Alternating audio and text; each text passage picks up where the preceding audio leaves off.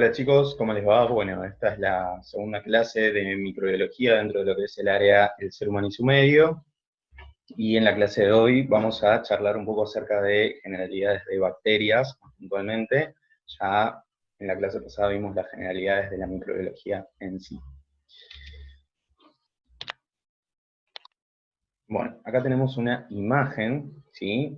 Una imagen muy esquemática de las distintas partes de una bacteria, que vamos a describir acá. Bueno, en principio saber que las bacterias son células procariotas, recuerden, eso lo habíamos charlado en la clase pasada, las diferencias entre las células procariotas, son células rudimentarias, ¿sí? Con nuestras células, son las eucariotas. Las bacterias van a contar con una membrana celular muy similar a la de nuestras células, ¿sí? Que es una bicapa fosfolipídica. Van a tener un núcleo, en realidad un nucleoide, ¿sí? Donde se va a encontrar el ADN bicatenario. No van a contar con membrana nuclear como sí cuentan nuestras células, por ejemplo. Van a contar con una pared celular, ¿sí? Que es el exoesqueleto protector que se sitúa por fuera de la membrana plasmática. Su composición es el glucopéptido llamado mureína.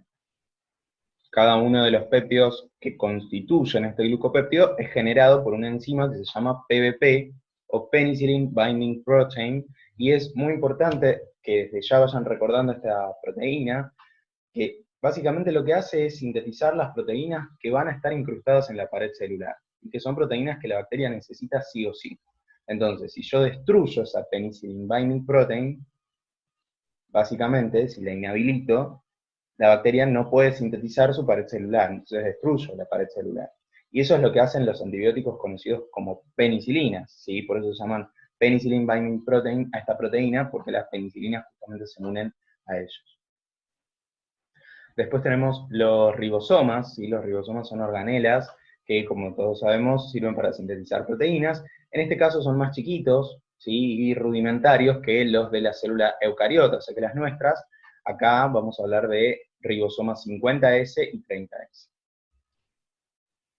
Después tenemos los plásmidos, que son formas de ADN extracromosomal, ¿sí?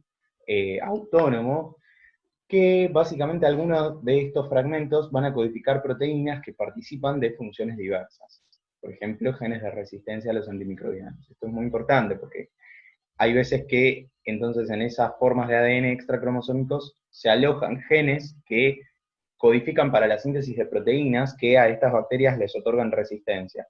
Y la característica que tienen estos plásmidos también es que muchas veces las bacterias los pueden intercambiar entre ellas. Entonces así, si una tiene un mecanismo de resistencia, se lo puede pasar a la vecina. Después tenemos los pili, ¿sí? Que son medios de movilidad múltiples y cortitos, a diferencia de los flagelos, que también son medios de movilidad, pero que son alargados, múltiples o únicos. ¿Sí? Únicos como en un espermatozoide, y múltiples como en el Helicobacter pylori, por ejemplo, o el vibrión del cólera. Después tenemos la cápsula. La cápsula va a tener una cubierta glucídica, la cápsula es una cubierta glucídica que está situada por fuera de la pared celular.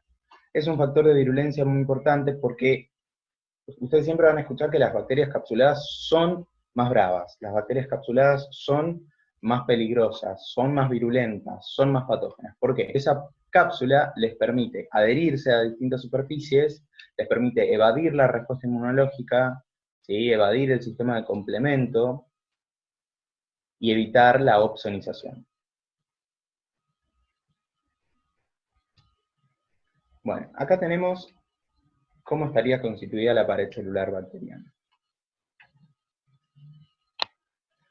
Fíjense que tenemos bacterias gram positivas y gram negativas, ¿sí? ¿Cómo estoy clasificando ahí a las bacterias? Las estoy clasificando a partir de su apetencia tintoria, ¿sí? Vamos a tener las gram positivas y las gram negativas.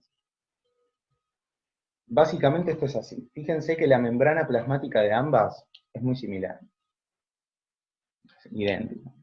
Ahora, la pared celular, como dijimos previamente, está constituida principalmente por un glucopéptido que se llama mureína, ¿sí? O peptidoglicano. Fíjense este peptidoglicano cómo es en las bacterias gram positivas. La capa de peptidoglicano es muy gruesa, ¿sí? Y no hay nada, no hay mucho más. O sea, hay proteínas, hay proteínas que sirven como adhesinas, como receptores que están incrustadas en este peptidoglicano, pero nada más. Principalmente peptidoglicano. No hay lípidos en esta pared celular de las gram positivas. En cambio, en las gram negativas, fíjense que tenemos una capa finita de peptidoglicano, mucho más finita, ¿sí?, que en las gram positivas, y que además de tener ese peptidoglicano, las bacterias gram negativas cuentan con una membrana externa. Y esta membrana externa forma parte también de la pared celular. ¿Y cómo está constituida esta membrana externa? Va a tener una capa interna y una capa externa. La capa interna es idéntica a la membrana plasmática, o sea que es una monocapa fosfolipídica. En cambio, la capa externa, ¿sí?, está constituida por lo que se conoce como lipopolisacárido, que yo, fíjense que ahí se los marqué en un círculo rojo, ¿sí?, para que en la próxima diapo hablemos de la composición, de la constitución de este peptidoglicano. Pero quiero que se lleven esta idea. La pared celular de las gram positivas, o bien las bacterias gram positivas, son pan y queso, ¿sí?, porque tienen membrana plasmática y pared celular. En cambio, las gram negativas van a tener pan, queso, pan, ¿sí? Pan, queso y pan, porque acuérdense que tienen membrana plasmática, la pared celular y una capa externa, una membrana externa, formando parte también de esa pared celular. Entonces, si yo les hago la pregunta, ¿dónde ven lípidos en la pared celular de las gram positivas? No los veo. ¿Dónde veo lípidos en la pared celular de las gram negativas? Sí los veo, fíjense. Si dijimos que el lipopolisacárido forma parte de la capa externa y la capa interna está constituida por fosfolípidos. Bueno, ¿qué es el lipopolisacárido? Es el constituyente de la capa externa, de la membrana externa de la pared celular de las gram negativas, y está constituido por tres elementos, que son el antígeno O, el core, o core, ¿sí?, y el lípido A. El antígeno O es el constituyente más importante del lipopolisacárido debido a que le otorga actividad de endotoxina. ¿Sí? ¿Qué es una endotoxina? Una endotoxina es una toxina que forma parte de la bacteria, ¿sí?, de la constitución de la bacteria. Entonces, para ser liberada al medio, la bacteria se tiene que romper. Es muy importante el lipopolisacárido como constituyente de las bacterias gram negativas, porque esto hace que las bacterias gram negativas tengan un potencial patógeno muchísimo mayor y una potencialidad importante de generar lo que se conoce como shock, ¿sí?, un shock séptico muy importante. Un shock es un cuadro donde hay hipoperfusión sistémica, o sea, hay una disminución de la vascularización de distintos tejidos, principalmente de los tejidos que son vitales, tales como el cerebro, ¿sí? De manera tal que hay, por supuesto, disfunción multiorgánica que lleva a la muerte de las personas, ¿sí? Los shocks son mucho más frecuentes en infecciones diseminadas por bacterias gram negativas, gracias al lipopolisacárido y gracias al antígeno O, ¿sí? O sea que tienen un poder patógeno un poco mayor en algunos casos que las gram positivas. ¿Eso significa que las gram positivas no pueden hacer shock? No, para nada. Sí lo pueden hacer también las gram positivas. Bien, existen bacterias, ¿sí?, con pared celular diferenciada, o sea, significa que no las podemos ver al grano. Por ejemplo, las micobacterias, que se llaman Bacillus ácido alcohol resistentes, y se ven en una tinción especial que se llama Ciel-Nielsen, tienen gran cantidad de ácidos grasos en su pared. Después tenemos los micoplasmas, que carecen de pared celular y están constituidos, poseen muchos esteroles en la membrana plasmática, como la nuestra, así que tiene un montón de colesterol. Y las clamidias, ¿sí?, que son muy chiquititas, son muy pequeñas, tienen un tamaño muy similar al de los virus, por eso tampoco se pueden ver a la tinción de grano. Y bueno, llegamos acá, vamos a hablar entonces de lo que es la famosa tinción de Gram-Nicole, ¿sí? La tinción de Gram-Nicole es un procedimiento que forma parte de lo que es el diagnóstico directo en microbiología, ¿sí? Cuando nosotros hablamos de diagnóstico directo e indirecto en microbiología, separamos dos ramas. Si lo que yo estoy haciendo es buscar un determinado microorganismo en una muestra, eso es diagnóstico directo. Si estoy buscando alguna parte de ese microorganismo, si algún fragmento de ese microorganismo, un antígeno, una toxina del mismo, diagnóstico directo. Si estoy buscando anticuerpos que el cuerpo generó frente a ese microorganismo, eso es diagnóstico indirecto. Entonces, si a mí me hacen un hisopado faríngeo para buscar Streptococcus, eso es diagnóstico directo. Si a mí me hacen un hisopado nasofaringio para buscar COVID, eso es diagnóstico directo, ¿sí? Ya sea por cultivo para las bacterias, o ya sea por métodos de biología molecular, como es lo que se está utilizando para el diagnóstico de COVID, es diagnóstico directo, porque lo que estoy haciendo es buscar el agente causal en esa muestra.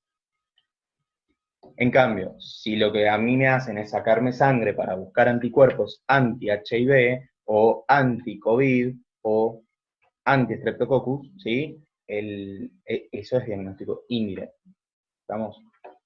Porque no estoy diagnosticando ya el microorganismo, no estoy asegurando que el microorganismo esté ya presente en el cuerpo. Bueno, perdón, antes de pasar a la técnica en sí, lo que quería comentar con respecto a la tinción de Gram-Nicol es que es un método muy importante cuando está disponible y que brinda información que es muy útil para el tratamiento rápido, ¿sí?, de pacientes que tienen urgencias infectológicas. La tinción de Gram nunca va a ser diagnóstico definitivo de algo, ¿sí? La tinción de Gram lo único que hace es mostrarme esto que ustedes ven ahí, o sea, la forma, ¿sí?, y la apetencia tintorea de las bacterias halladas. No me va a decir esto es un Streptococcus pyogenes, es un Streptococcus pneumoniae, es un Staphylococcus aureus. Nunca me va a dar género y especie o nombre y apellido de las bacterias. Nunca. ¿Sí? Para eso tengo el cultivo, las técnicas de biología molecular, etc. No la tinción de Gram. La tinción de Gram solamente me dice, che, tenés Gram positivos, tenés Gram negativos, tenés bacilos, tenés cocos. ¿Sí? Y ustedes dirán, bueno, ¿y eso para qué me sirve? Bueno, como les dije recién, en urgencias infectológicas, en situaciones que requieren una resolución inmediata y la aplicación de un tratamiento antibiótico acertado, satisfactorio, correcto, rápido, ¿sí?, tales como la meningitis, que es una urgencia infectológica, esta tinción cobra relevancia importantísima, porque, por ejemplo, si a ustedes les llega a la consulta un paciente que tiene clínica compatible con meningitis, y ustedes le hacen una extracción de líquido cefalorraquídeo, una punción lumbar, ¿sí?, mandan ese líquido cefalorraquídeo al laboratorio de microbiología y el microbiólogo les realiza esta tinción de Gram-Nicol, en 5 minutos el microbiólogo les puede informar a ustedes, che, tenés cocos Gram positivos, che, tenés cocos Gram negativos, tenés bacilos Gram positivos, tenés bacilos Gram negativos. Y eso ya es realmente muy importante, ¿sí?, a la hora de instalar un tratamiento en ese paciente que tiene una meningitis. La meningitis es un cuadro que, digamos, dejado a su libre evolución, o mata, ¿sí?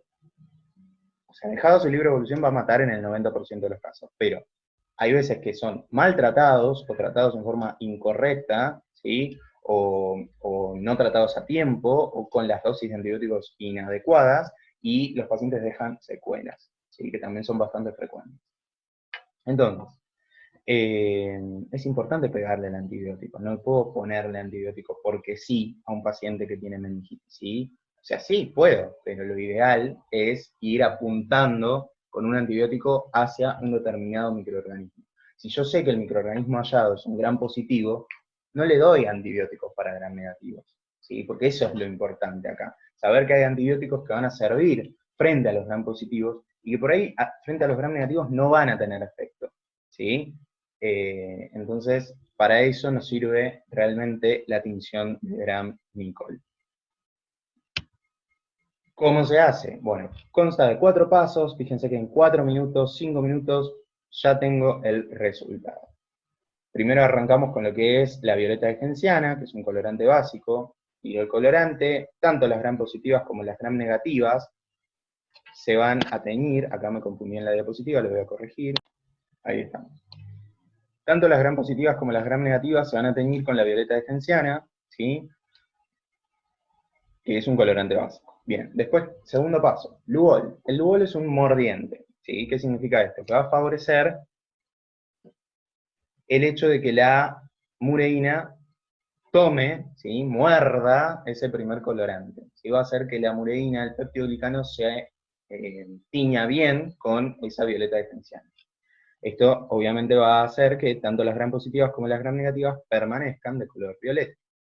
Después voy a someter a las bacterias, ¿sí?, a una mezcla de alcohol y acetona, ¿sí? ¿Vieron el quita esmalte? Bueno, es algo bastante parecido. ¿Qué función tiene? Decolorante, ¿sí? ¿Y qué es lo que tiene que hacer para decolorar? Y degradar lípidos, ¿sí? Cuando degrada los lípidos que están presentes en la pared celular, obviamente la pared celular se destiñe. ¿Qué pasa con las gram positivas? Yo les había dicho que en la pared celular de las gram positivas no hay lípidos, de manera tal que el alcohol y la acetona no le hacen mucho y permanece violeta. En cambio, en las gram negativas, en cuya pared celular hay un montón de lípidos, ¿sí?, se decoloran, no se ven. Entonces, cuando yo agrego en el cuarto paso la fucsinosafranina, que es un colorante de color fucsia, rosa, ¿sí?, tiene que ser un colorante que contraste con ese violeta o azul de la violeta genciana, ¿sí? ¿Qué va a pasar con las gram positivas? No me van a captar el segundo colorante porque todavía están mordidas con el primero. En cambio, las gram negativas sí van a captar el segundo colorante y se tiñen de rosa o fucsia. Y ahí tenemos diferenciadas a las gram positivas y a las gram negativas. Y podemos observar bien su forma, si son bacilos, si son cocos, si son streptococcus, si son staphylococcus, diplococos.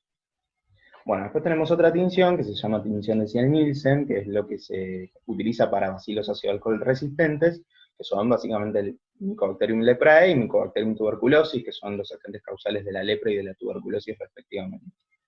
Básicamente, esta tinción también utiliza como colorante a la fucsina, ¿sí?, pero una fucsina que tiene que sufrir previamente un procesamiento, se la calienta 3 veces hasta obtener vapores blancos, ¿sí? Es un colorante básico, entonces la fucsina va a teñir de rojo tanto a los bacilos ácido alcohol resistentes como a otras bacterias. Después, en el segundo paso, los someto a una mezcla de alcohol y ácido, ¿sí?, que es un decolorante. ¿Qué va a pasar con los bacilos ácido alcohol resistentes? Van a permanecer rojos, justamente, como su nombre le indica, son ácido alcohol resistentes. Tienen en su composición muchísimos ácidos grasos que son muy, muy fuertes e impenetrables por esta mezcla de alcohol y ácido, ¿sí? En cambio, una bacteria común se va a decolorar, no se va a ver, ¿sí? Y después lo que voy a tener es el tercer paso, perdón, con el segundo colorante, que va a ser azul de metileno, con el objetivo de que contraste con ese rojo, rosa de la fucsina, ¿sí? ¿Qué va a pasar? Los bacilos ácido alcohol resistentes van a permanecer rojos, ¿sí?, y otras bacterias se van a teñir de azul. Entonces voy a tener esta imagen. Los rojos son los bacilos ácido alcohol resistentes. Bueno, después tenemos otras coloraciones, hematoxilina eosina, PAS, Maigrum igual Giemsa, tinciones argénicas.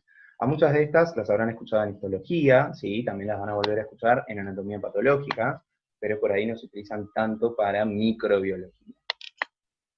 Bueno, ¿qué es un factor de virulencia? Un factor de virulencia es un elemento, como la cápsula, ¿sí?, que yo les mencionaba previamente, es un elemento que favorece la supervivencia o la evasión del sistema inmunitario del huésped por parte de la bacteria. O sea, la bacteria logra de alguna manera, gracias a estos factores de virulencia, burlar la respuesta inmunitaria del huésped, ¿sí? Logra burlarla.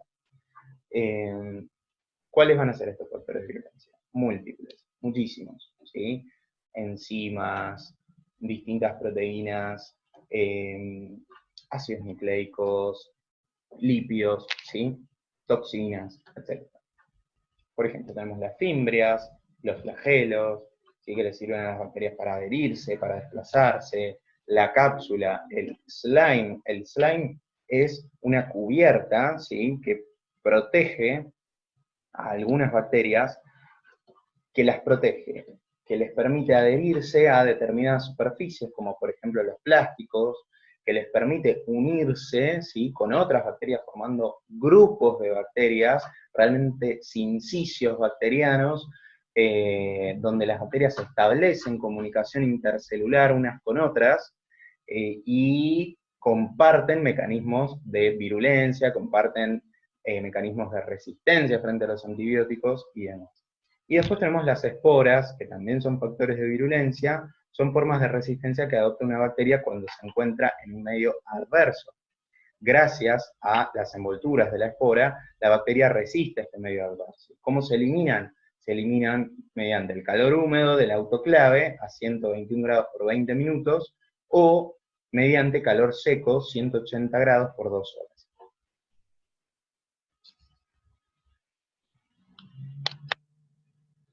Bueno, tenemos la taxonomía bacteriana, ¿sí? Que nos dice, ¿qué es la taxonomía? La taxonomía es cómo yo puedo clasificar a un determinado ser vivo, ¿sí? Cómo puedo nomenclarlo, ¿sí? ¿Cómo puedo, qué nombre puedo ponerle, dentro de qué clasificación lo puedo hallar? Bueno, hay distintas formas de clasificar a las bacterias y a nomenclarlas, ¿sí? En principio según morfología. Vamos a tener cocos y vamos a tener bacilos. Los cocos son esféricos y pueden agruparse en cadenas, pueden agruparse en racimos, pueden agruparse a pares. Las cadenas se llaman streptococos, los racimos estafilococos, ¿sí? Y de a pares diplococos, como podrán ver ahí en las pequeñas imágenes. Después tenemos los bacilos son alargaditos, ¿sí? Tenemos los filamentosos, que son los verdaderamente alargados, y los cocobacilos, que son bacilos, pero son cortitos, entonces parecen cocos, ¿sí? Parecieran diplococos, ¿sí? Se confunden.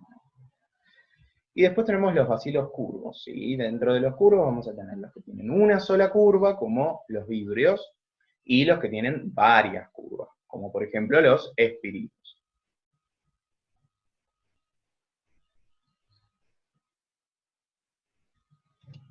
Bueno, otra forma de clasificar a las bacterias va a ser según su apetencia timpórea, ¿sí? Vamos a tener ahí las gram positivas y las gram negativas.